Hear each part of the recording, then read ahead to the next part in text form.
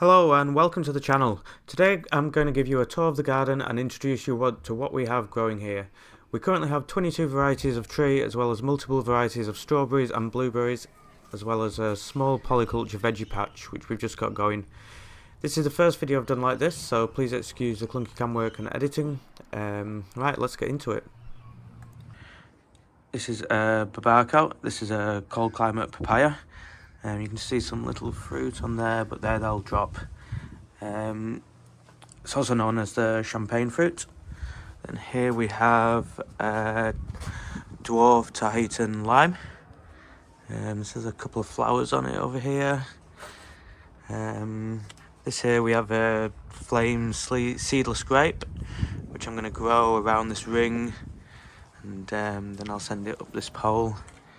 And then the ring will become like a permanent structure, which I'll then grow my spurs up off here, which will then fruit off. And then we have a chili. We have the cat Sylvie. These are some flowers that are actually self-seeding from the previous year, out of a cottage garden mix that I planted. One of them is actually overtaking a jalapeno chili down there, but the flowers look pretty nice and the pollinators seem to love them. Here's a Adam's Pride fig. I got this as a cutting this year, and it looks like it's suffering from fig mosaic virus. So from what I read, with regular fertilising, it should hopefully grow out of it as it gets older, but we'll see. This is a St. Dominic Violet. This is a purple fig which has a yellow interior, so I'm keen to try that one. And over here we have lemon guava, Frijoa, which is also known as a pineapple guava. Here we have dwarf black mulberry. This is a little curry leaf tree that a friend gave to me. He gave me this by end of last autumn, and it's just survived the winter, and looking like it might actually grow this year. Here we have a little Ziggy, a shepherd avocado, which is one of my recent purchases.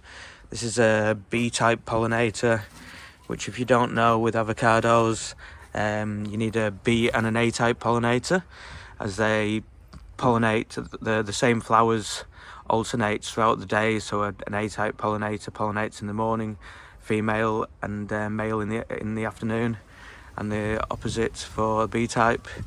This is a dwarf Wirtz avocado. This is an A-type. Then we have a chestnut that I actually got from the garden. I said self-seeded from a chestnut tree that we have. And these are my fig cuttings. Here we have, this is my most prized one, an Italian 258. This is, if you've ever spent any time in fig forums, this is widely regarded, along with Black Madeira, as the best tasting fig. Then we have Williams number 5. Not much is actually known about the original origin of this. It's written about in a fig journal from, I think, like the 1800s in South Australia, from a collection there. These next two figs are, I think, a Mount Etna type. These I actually found these locally in Melbourne, in Coburg, just from some pictures that somebody posted in one of the fig groups. It produces almost like jet black Braber fig, so I'm interested to see what that turns out to be. Then we have some other cuttings which are from my trees that I've already, my bigger trees. Here we have blue rose blueberry, and over there is a Northland blueberry.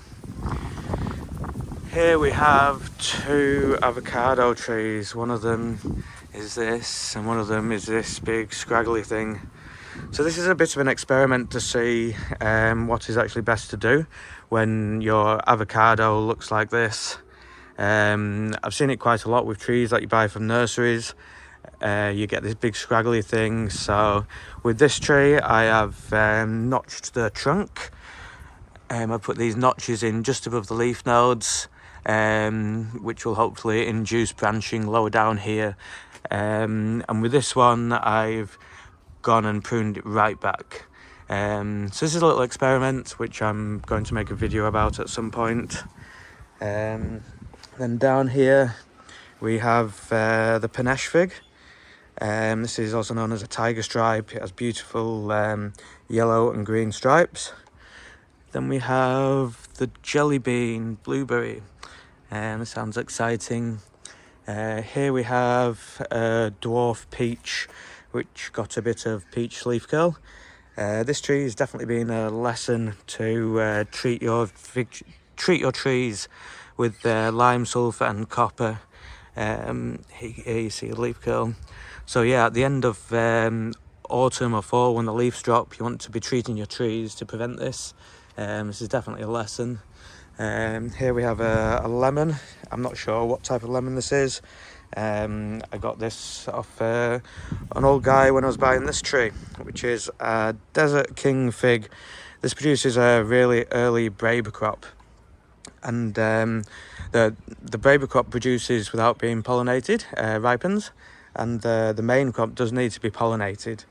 We are quite fortunate in Melbourne, Victoria, in Australia, that we do have the fig wasp here, but I'll have to wait and see if there is any fig wasps in the area, and if my main crop gets pollinated. Here we have a Violet de Bordeaux fig.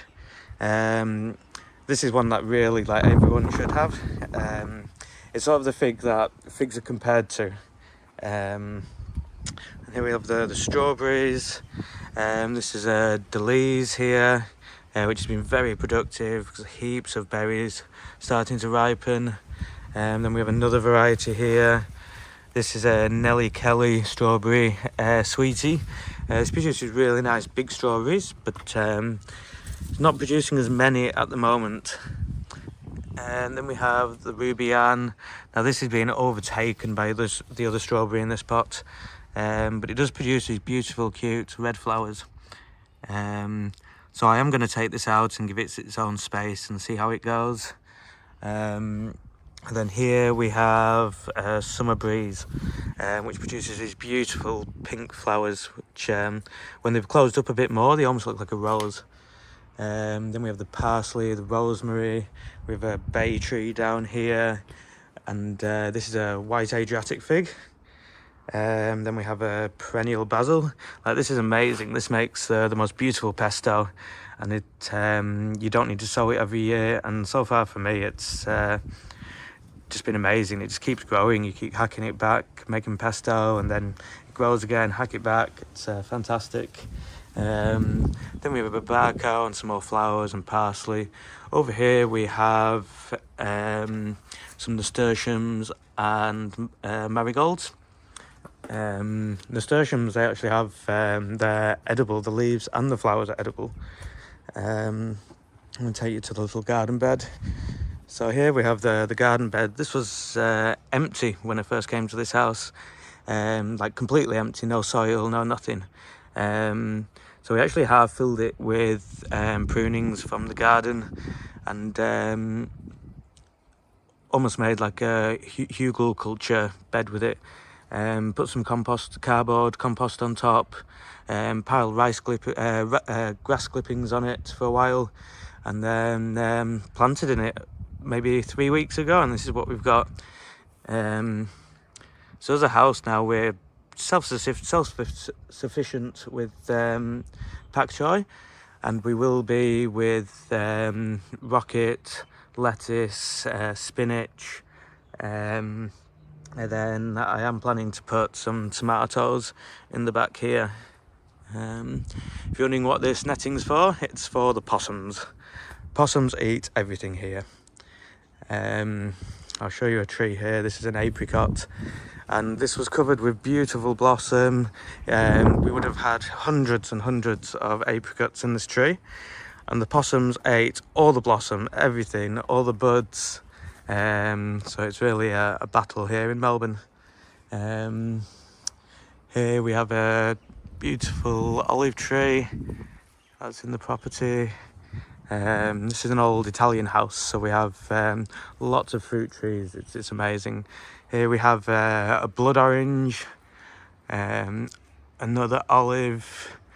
That one there is a chestnut, and here we have another olive that is putting on like thousands and thousands of olives. I don't know if you can see them all there, but there's just so many.